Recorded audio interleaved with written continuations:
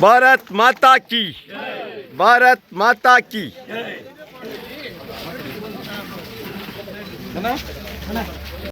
ಅಲ್ಲ ಬರ್ರಿ ಬರ್ರಿ ಬರ್ರಿ ಬರ್ರಿ ಅಲ್ಲ ಹಾಂ ಡಾಕ್ಟ್ರೆ ಸಿಗ್ತೀರಂತ.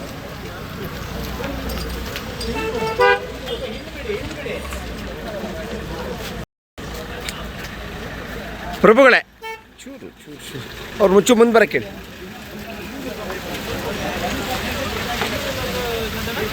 ಕೆಳಗೆ ಹೋಗ್ತಾ ಇದ್ದಾರೆ ಸೀದಾ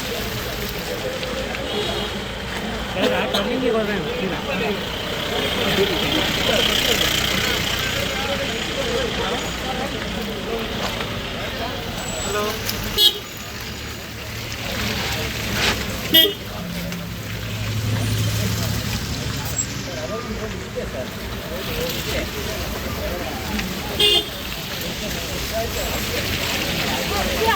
ಕೆಲಸ ಮಾಡಿಸಿದ್ದೇವೆ. ಭಾಳ ನೋವಾಗಿದೆ, ಅವರಿಗೂ ನೋವಾಗಿದೆ. ಅವ್ರ ಕಾಂಟ್ರಾಕ್ಟರ್ ಫ್ಯಾಮಿಲಿಯವನೇ ಒಬ್ಬ ತೀರಿ ಹೋಗ್ಬಿಟ್ಟ. ಹಾಗಾಗಿ ಎಲ್ಲರಿಗೂ ಕೂಡ ಇದು ಅವಘಡ ಆಯಿತು ಮತ್ತು ಕೋಟಿಗಟ್ಟಲೆ ರೂಪಾಯಿ ಖರ್ಚು ಆಯಿತು, ಎಕ್ಸ್ಟ್ರಾ ಖರ್ಚಾಯಿತು. ಅವ್ರಿಗೆ ಕಂಪನ್ಸೇಷನ್ ಕೊಡುವಂಥ ಕೆಲಸ ಕಾಂಟ್ರಾಕ್ಟರ್ ಕೈಯಿಂದ ಹಾಕಿ ಕೊಟ್ಟರು. ಇವೆಲ್ಲವೂ ಕೂಡ ನಡೆದೋಯ್ತು. ಒಂದು ಸಾರಿ ಮಂತ್ರಿಗಳು ಕೂಡ ಬಂದು ನೋಡಿದ್ರು. ನಾನು ಮೊನ್ನೆ ಮಂತ್ರಿಗಳು ಫೋನ್ ಮಾಡಿದ್ರು, ಜ್ಞಾನೇಂದ್ರ ಅವರೇ ಅದನ್ನೊಂದು ಇದು ಮಾಡಿಬಿಡೋಣ, ಕ್ಲಿಯರ್ ಮಾಡೋಣ, ಬೇಗ ಗಾಡಿಗಳನ್ನ ಬಿಡೋಣ, ಯಾಕಂದರೆ ಜನಕ್ಕೆ ತೊಂದರೆ ಆಗಿದೆ ಅಂತ ಹೇಳಿದರು. ನಾನು ಅದನ್ನೇ ಅವ್ರಿಗೆ ಹೇಳಿದೆ ಮತ್ತು ಪದೇ ಪದೇ ಫೋನ್ ಮಾಡ್ತಾಯಿದ್ದೆ, ಏನಾದ್ರು ಮಾಡಿ ಮುಗಿಸಿಯಪ್ಪ, ಮಳೆ ಶುರು ಆಗೋದ್ರೊಳಗಾಗಿ ಅಂತ. ಇವತ್ತು ಒಂದು ಹಂತಕ್ಕೆ ತಂದಿದ್ದಾರೆ. ನನಗೆ ಸಂತೋಷ ಆಗಿದೆ. ಈ ದೇವಿ ಹತ್ರ ಒಂದು ಮಂಗಳಾರತಿ ಮಾಡಿ ಪೂಜೆ ಮಾಡಿಸಿ ಬಂದೆ ನಾನು. ಯಾಕಂದರೆ ಇನ್ಯಾವತ್ತು ಯಾರಿಗೂ ತೊಂದರೆ ಆಗದೆ ಇರಲಿ, ಇಲ್ಲಿ ಓಡಾಡುವಂಥ ಯಾರೇ ಜನಕ್ಕೆ ತೊಂದರೆ ಆಗದೆ ಇರಲಿ ಅಂತೇಳಿ ಹೇಳಿ ಈ ದೇವ್ರ ಹತ್ರ ಕೈ ಮುಗಿದು ಬಂದಿದ್ದೇವೆ. ಇವತ್ತು ಅಧಿಕೃತವಾಗಿ ಇದನ್ನು ಉದ್ಘಾಟನೆ ಮಾಡ್ತಾಯಿದ್ದೀವಿ. ಎಲ್ರಿಗೂ ಒಂದು ಶಾಂತಿ ನೆಮ್ಮದಿಯನ್ನು ಕೊಡಲಿ, ಭಾಳ ಹತ್ತಿರದಲ್ಲಿ ಹೋಗುವಂಥ ಒಂದು ಅವಕಾಶ ಇವತ್ತಿನಿಂದ ಸಿಗ್ತಾ ಇದೆ ನಮ್ಮೆಲ್ಲ ಜನರಿಗೂ ಅಂತೇಳಿ ಹೇಳಿ ನಾನು ಭಾವಿಸ್ತೇನೆ. ನೋಡಿ, ನಾವು ಆರ್.ಟಿ.ಒ ಇದ್ದಾರೆ, AC ಅವರಿದ್ದಾರೆ ಮತ್ತು ಎಲ್ಲ ಅಧಿಕಾರಿಗಳು ಇಲ್ಲಿದ್ದಾರೆ. ಹಾಗಾಗಿ ನಾವು ಈ ಕಾರ್ಗಳು ಪಾಸಾದ್ರ ಮೇಲೆ ಬಸ್ಸನ್ನು ಟ್ರಯಲ್ ರನ್ ಮಾಡಿ ಅದನ್ನು ಕೂಡ ಬಿಡಿಸುವಂಥ ವ್ಯವಸ್ಥೆಯನ್ನು ಇವತ್ತು ಮಾಡ್ತೇವೆ ಅನ್ನುವಂಥ ಮಾತನ್ನು ಈ ಸಂದರ್ಭದಲ್ಲಿ ಹೇಳ್ತಾ, ಎಲ್ರಿಗೂ ಶುಭವಾಗಲಿ, ಎಲ್ಲರಿಗೂ ಒಳ್ಳೆಯದಾಗಲಿ.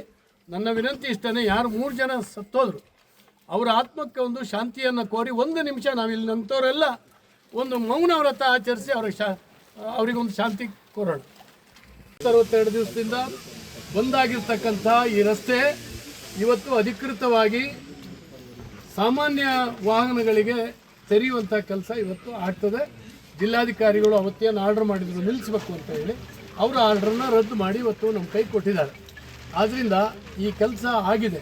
ನಿಮಗೆ ಗೊತ್ತಿರಲಿ, 21-22ನೇ ಇಸ್ವಿನಲ್ಲಿ ಇದಕ್ಕಾಗಿ ಕಾಯಮ್ಮು ಇದು ಜರಿಸ್ತಾ ಇತ್ತು ಈ ಘಾಟಿ ರೋಡು, ಮತ್ತು ಅಲ್ಲೂ ಕೂಡ ಹೊಂಡ ಬಿದ್ದು ಸಾಕಷ್ಟು ತಿಂಗಳಾನುಗಟ್ಟಲೆ ನಿಲ್ತಿತ್ತು. ಭಾಳ ಹೆವಿ ವೆಹಿಕಲ್ ಇರುವಂಥ ಎರಡೂ ಜಿಲ್ಲೆಯ ಒಟ್ಟುಗೂಡಿಸುವಂಥ ಒಂದು ಘಾಟಿ ರೋಡು ಇದೇ ಆಗಿದ್ದರಿಂದ ಇದು ಭಾಳ ಮಹತ್ವದ್ದು ಅಂತೇಳಿ ಹೇಳಿ ವಿಶೇಷವಾಗಿ ಯೋಚನೆ ಮಾಡಿ ಆ ಕಡೆ ಕಾಂಕ್ರೀಟ್ ರೋಡಿಗೆ ಸುಮಾರು 14 ಕೋಟಿ ರೂಪಾಯಿಗಳನ್ನ ವೆಚ್ಚ ಮಾಡಿದ್ದೇವೆ. ಈ ರಸ್ತೆ ಏನಿದೆ ಇದಕ್ಕೆ ಸುಮಾರು 4.5 ಕೋಟಿ ಪ್ಲಸ್ 1 ಕೋಟಿ, ಆ ಕಡೆ ಇನ್ನೊಂದು ಕೋಟಿ ಕೆಲಸ ಆಗಲಿಲ್ಲ. ಒಟ್ಟು 5.5 ಕೋಟಿ ರೂಪಾಯಿಗಳನ್ನ ಮಂಜೂರು ಮಾಡಿಸಿ ಇದನ್ನ ಕೆಲಸ ಮಾಡಿಸಿದ್ದೀವಿ. ಕಳೆದ ಸಾರಿ ಭಾಳ ಅವಘಡ ಆಗೋತ್ತು, ನಮಗೆ ದುಃಖದ ವಿಚಾರ. ಯಾರೇ ತೀರು ಹೋಗಲಿ, ಅದು ನಮ್ಮ ಕೆಲಸಕ್ಕಾಗಿ, ನಾವಿಲ್ಲಿ ಓಡಾಡುವಂಥವ್ರ ಕೆಲಸಕ್ಕಾಗಿ ಅವ್ರು ಬಂದಂಥ ಬಡವರು ತೀರೋಗ್ಬಿಟ್ರು. ಭಾಳ ದೊಡ್ಡ ಅವಘಡ ಆಯಿತು. ಭಾಳಷ್ಟು ಜನ ಅದಕ್ಕೆ ಏನೇನೋ ಮಾತಾಡಿದ್ರು.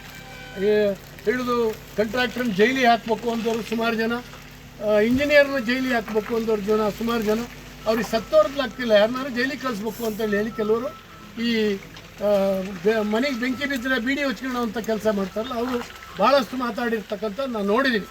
ಯಾಕೆ ನಾನೊಬ್ಬ ಶಾಸಕ ಆಗಿ ಈ ಕಾಮಗಾರಿಯನ್ನು ಮಂಜೂರು ಮಾಡಿಸಿದ್ದು ಜನಕ್ಕಾಗಿ. ಇದು ಅವ್ಯಾಹತವಾಗಿ ಮೂವ್ ಆಗಬೇಕು, 24x7 ಇಲ್ಲಿ ವಾಹನಗಳು ತಿರುಗಾಡಬೇಕು ಅನ್ನುವಂಥ ಒಂದು ಸದುದ್ದೇಶದಿಂದ ಇದನ್ನು ಮಂಜೂರು ಮಾಡಿಸಿರ್ತಕ್ಕಂಥದ್ದು.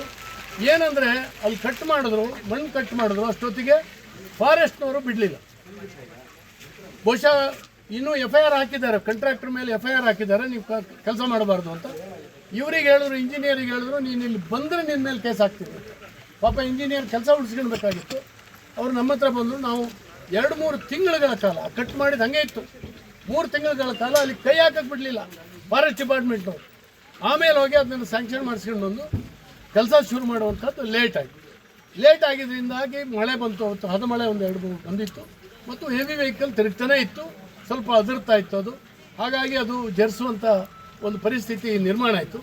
ಇದು ಯಾರಿಗೂ ಕೂಡ ಗೊತ್ತಿಲ್ಲ. 2 ಜನ ಕಾಂಟ್ರಾಕ್ಟರ್ ಬಂದು ಓಡೋಗಿದ್ದಾರೆ. ಮೊದಲನೇ ಒಬ್ಬ ಕಾಂಟ್ರಾಕ್ಟರ್ ಬಂದವನು ಮಿಷನರಿ ಎಲ್ಲ ಇಲ್ಲೇ ಇರಬೇಕು, ಬಿಟ್ಟು ಓಡೋಗಿದ್ದಾನೆ. ಈ ಕೆಲಸ ನನಗೆ ಬೇಡ ಅಂತ ಇದ್ದೀವಿ.